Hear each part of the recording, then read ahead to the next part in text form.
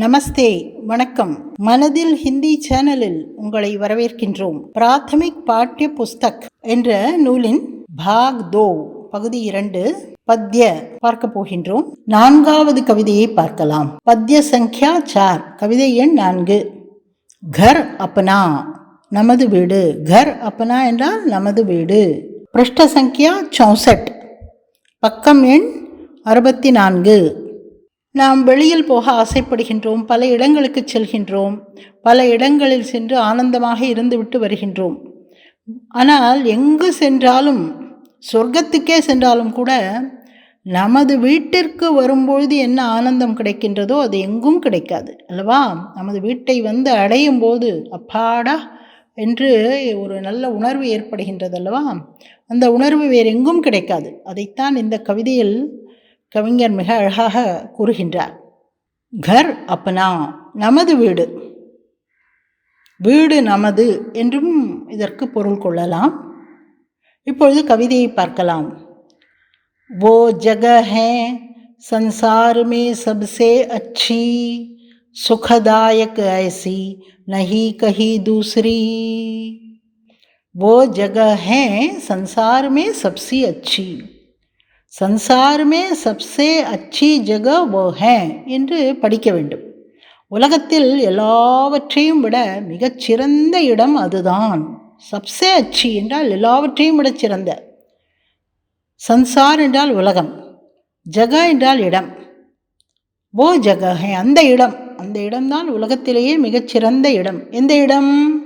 சுகதாயக் IC நஹி கஹி தூசரி.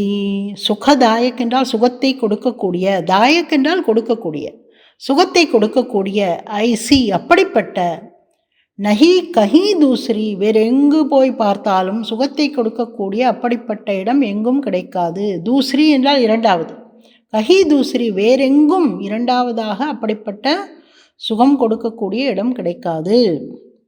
அதாவது வீட்டை பற்றி தான் கூறுகின்றார். ஒன்றொன்றாக வீட்டில் இருப்பதால் இருக்கும் ஆனந்தத்தை பற்றி கூறி வருகின்றார். 2வது பத்தி. வஹி ஹம் பால்னே மே பலே, झूले में झूले, उठकर गिरे, गिरकर उठे, चलने लगे. இந்த வீடு நமக்கு என்னெல்லாம் செய்தது, இந்த வீட்டில் நாம் என்னெல்லாம் செய்தோம் சிறு வயது முதற்கொண்டு என்பதையெல்லாம் கூறுகின்றார். வஹீஹம் பால்னே மே பலே, பால்னே என்றால் தொட்டில், தொட்டிலில் நாம் வளர்ந்தோம். பல்னா என்றால் பாதுகாப்பாக வளர்தல். பால்னே மே பலே, தொட்டிலில் நம்மை வளர்த்தார்கள், தொட்டிலில் போட்டு சீராட்டி வளர்த்தார்கள். ஜூலே மே ஜூலே, ஜூலா என்றால் ஊஞ்சல், ஊஞ்சலில் ஆடினோம், வீசி ஆடினோம். ஜூல்னா என்றால் ஆடுதல், வீசி வீசி ஆடுதலுக்கு ஜூல்னா என்பது பெயர். உட்டுக்கர் கிரே, எழுந்து விழுந்தோம். உட்கர் என்றால் எழுந்து, கிரே என்றால் விழுதல். கிர்கர் உட்டே, விழுந்து எழுந்தோம். சல்னே லகே, மெல்ல மெல்ல செல்ல ஆரம்பித்தோம், நடை பயில ஆரம்பித்தோம். இந்த வீட்டில்தான், அப்படிப்பட்ட வீடு இது. அப்னா கர், நமது வீடு. அடுத்த பத்தி. மா பாப் பாய் பெஹன் சங் அங் படே, ஹஸ்னா ரோனா சீखा, खेलना बोलना सीखा. माँ बाप भाई बहन संग अंग बढ़े.